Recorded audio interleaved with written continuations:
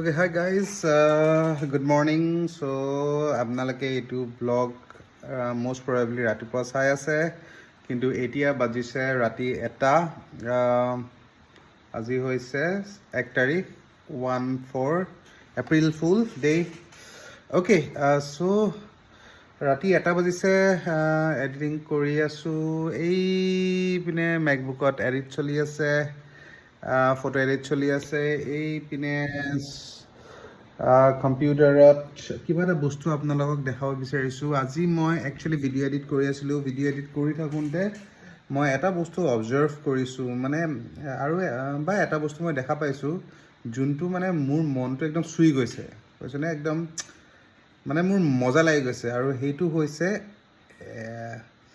কিছুমান ভিডিঅ', ঠিক আছে, এটা দুটা ভিডিঅ' যোনটো মোৰ মানে একদম মনটো চুই গৈছে, দ্য ষ্টৰি টেলিং, যোনটো মই ভাল পাওঁ সেই বস্তুটো। চ' সেইকেইটা ফ্ৰেম মই আপোনালোককো দেখাব পাৰিছোঁ, বা সেইকেইটা ক্লিপ মই আপোনালোককো দেখাব খুজিছোঁ, যোন প্ৰকাশে লৈছে। প্ৰকাশ চিনেমাটোগ্ৰাফাৰ আছিলে এইখন বিয়াৰ। চ' সি এইকেইটা ক্লিপছ লৈছে। চ' আপোনালোকে চাওক কি ধুনীয়া ষ্টৰি টেলিং। তাৰপিছত we will discuss about it. Okay, so' এইটো হৈছে ফাৰ্ষ্ট ক্লিপ। অ'কে, চাওক, মানে মাকজনী ৰখি আছে, দেখিছেনে? কি ধুনীয়া ষ্টৰি টেলিং। মাকজনী ৰখি আছে, এইপিনে দৰা গাড়ীখন যাবলৈ ৰেডি হৈ আছে। So' it's a so' beautiful story telling. The second again now সেই প্ৰস্পেক্টিভটো বেলেগকৈ লৈছে। এইপিনে দৰাটো আৰু এইপিনে মাক, দেখিছেনে? দৰাটো আৰু মাক আৰু এবাৰ দেখাই দিছোঁ।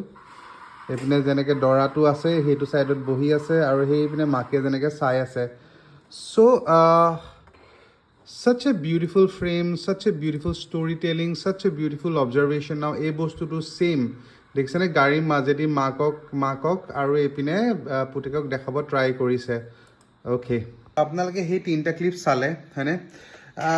কি ধুনীয়া প্ৰস্পেক্টিভ, কি ধুনীয়া অবজাৰভেশ্যন। অ'কে, চ' আমাৰ ষ্টৰি টেলিংটো একচুৱেলি এনেকুৱাই হয়, ঠিক আছে। নাও ৱেডিংছবিলাকত most of the time কেনেকুৱা হয়, কি ধৰক যোনটো বস্তু হৈ আছে, যোনটো বস্তু আমাৰ আগত আছে, যেনেকৈ ফৰ এক্সাম্পল দৰাই যেনেকৈ এতিয়া কইনা ল'বলৈ যায়, ঠিক আছে, সেইটো টাইমত আমি most of the time চবেই আমি মেইনলি সেই দৰাটোকে অবজাৰ্ভ কৰোঁ, বা দৰাটোৰ মোমেণ্টে কেপচাৰ কৰিব যাওঁ।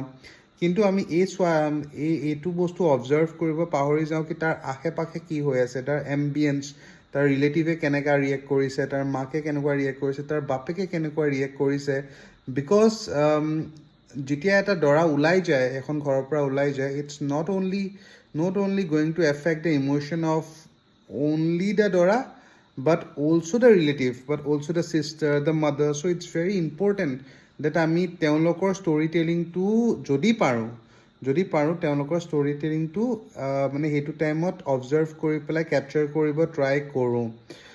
বিকজ বহুতবাৰ ইভেন বিদায় টাইমতো অকল আমি যদি ব্ৰাইডক নাচাই, বা yes definitely it's very important that ব্ৰাইডৰ ক্লিপছ লোৱা যায় ডিউৰিং দ্য টাইম অফ বিদায় হৈ যাওক, বা এক্সেট্ৰা। কিন্তু যেনেকৈ বিদায় টাইমত, বিকজ বিদায় টাইমত আমি বেলেগকো অবজাৰ্ভ কৰোঁ, বা পেৰেণ্টছকো অবজাৰ্ভ কৰোঁ, বা ৰিলেটিভকো অবজাৰ্ভ কৰোঁ। বিকজ যোনটো ইম'শ্যনছ ব্ৰাইডৰ হয়, এটা দুখৰ ইম'শ্যন যোনটো এটা থাকে, কি একদম ঘৰৰ পৰা মানে বিদায় লোৱা সময়ত, সেই ছেইম আই থিংক সেনেকুৱা চিমিলাৰ কাইণ্ড অফ ইম'শ্যনো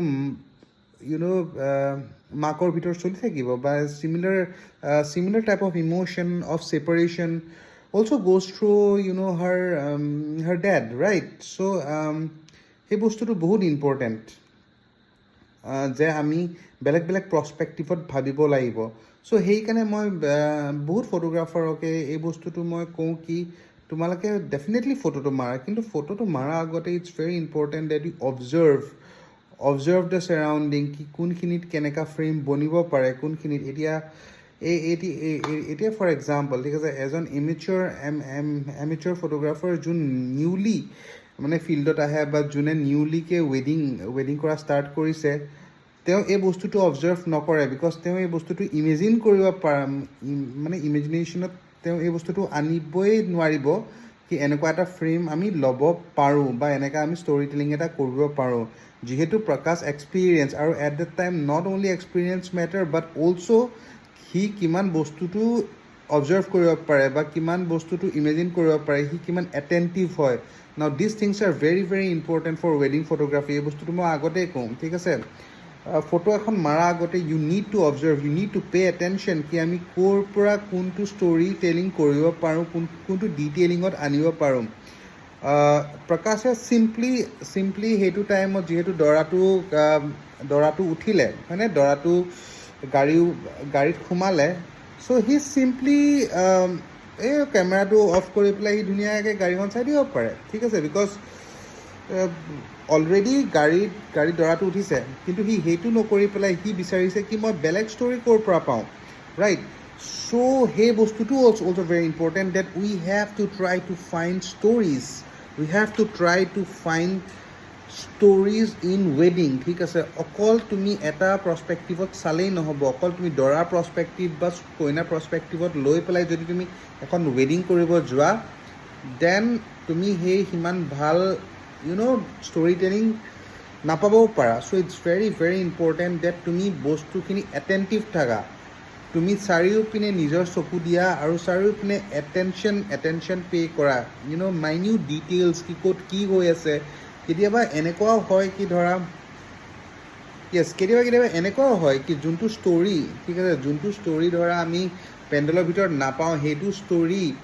ধৰা আমি য'ত খানা বনাই আছে তাত পাওঁ বা য'ত তামোল কাটি আছে সেইখিনিত পাওঁ চ' সেইখিনি তুমি অবজাৰ্ভ কৰিব লাগিব তেতিয়াহে তুমি ভাল এটা ৱেডিং ফটোগ্ৰাফাৰ হ'ব পাৰিবা চ' এই প্ৰকাশৰ ক্লিপছটোৰ পৰা আমি আজি কি শিকিলোঁ that it's very important that storytelling is very important in wedding photography now how you can tell stories you have to see things from various perspectives imagination is very important you have to know ki tumi kuntu frame banabo para kuntu frame banabo nuara thik ase not only that it's very important that you pay attention to everything that is happening around you without attention এনেকুৱা টাইপৰ অবজাৰ্ভেশ্যনটো একদম পচিবলে নহয় আৰু fifth হৈছে try to do something different try to find something different ৰেগুলাৰকৈ বেলেগত try কৰিবা আৰু তাৰ কাৰণে কি লাগিব তাৰ কাৰণে তোমাৰ এনেকুৱা হ'ব লাগিব যে তুমি সেই বস্তুত ভাবিব পাৰা সেই বস্তু চেঞ্জ কৰিব পাৰা যে ক'ত কি চলি আছে ক'ত কি কেনেকুৱা হ'ব পাৰে ক'ৰ পৰা আমি ফটোটো ল'লে কেনেকুৱা আমি এংগল পাব পাৰোঁ আৰু কোনটো ষ্টৰি টেলিং আমি দিব পাৰোঁ চ' উইথ দিছ পজিটিভ থিংছ আৰু এবাৰ মই তোমালোকক ধুনীয়া ক্লিপছকেইটা দেখাই আছোঁ আৰু আই হোপ ডেট চবেই এই কথাখিনি ভাবে চিন্তা কৰে আৰু ফ্ৰম নেক্সট ৱেডিং always observe কৰি থাকিবা observe your surrounding like কাৰোবাৰ লগত কথা পাতি থাকা ফোনত কথা পাতি থাকাতকৈ ইটছ ভেৰি ইম্পৰ্টেণ্ট যে তুমি বহি পেলাই ইপিনে চোৱা ক'ৰ পৰা আমি কি পাম because it will help you to tell your story মোৰ okay so' with that ending up this very small session because মোৰ টোপনি লাগিছে কিন্তু মোৰ এইপিনে কাম চলি আছে বা টোপনিও লাগিছে চ' লেটছ চি কি কৰোঁ হোপফুলি আৰু 1 ঘণ্টা 2 ঘণ্টা মই কাম কৰিম 3-4 মানত শুম চলো উইথ ডেট আৰু এবাৰ তোমালোকে এই ক্লিপছকেইটা চোৱা আৰু ট্ৰাই কৰিবা যে তোমালোকেও ইন ফিউচাৰ এনেকুৱা টাইপৰ ষ্টৰি টেলিং আৰু এনেকুৱা টাইপৰ ফ্ৰেম বনাব চেষ্টা কৰা চলো good night So here comes the first clip. It is a maake saya se putekok. So beautiful frame. The next one মই দেখাব গৈছোঁ again. ইয়াতে পুতেক বহি আছে, ইয়াতে মাকে চাই আছে. And the last one. এইটো মাকক ইয়াতে ৰাখি পেলাই গাড়ীখন চাই থকা দেখাইছে. Such a beautiful storytelling, right? Such a beautiful storytelling.